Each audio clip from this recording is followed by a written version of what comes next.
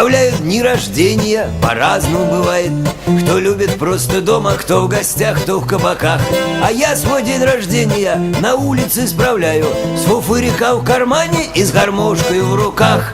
Зачем мне рестораны, там два счета обсчитают, а дома гости наглые, да и жена шипит.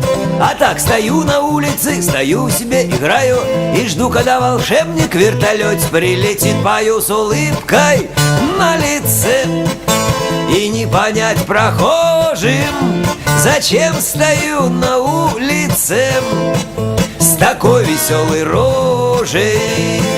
Стою, пою, ж битый час, рука играть устала.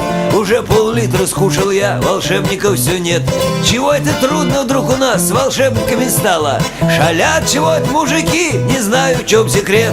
Я так играл, что аж вспотел, промокла вся рубашка. И я занюхал огурец, еще пол-литра съел. И вот, гляжу, уже стоит со мной рядом чебурашка, и рожи корчит мне, подлец. Ну, корень обнаглел, и тут скричал: ужасно я! И топнул я ногою: а ну-ка, тварь, говорю, ушастая, оставь меня в покое. А он хихикнул и пропал, и появился сзади, и уколол меня про хвост рогами прямо в бок. И я на грудь еще принял стакан, сноровки ради, хотел поймать его за хвост, но он уже убег. Но ничего, мы встретимся, и пусть не ждет поблажки, подумал я, опустошив еще один бокал.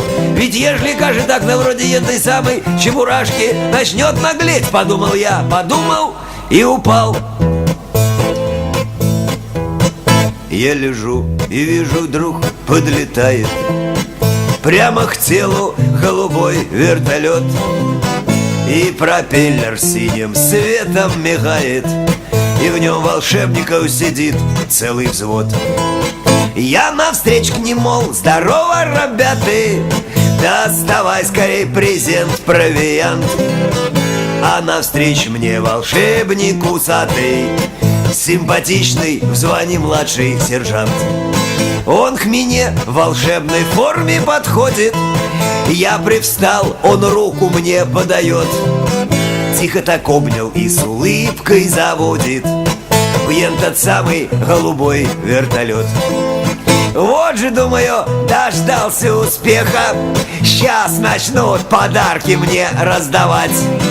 А они мне из свиньи в человека, полетим тебя сейчас превращать.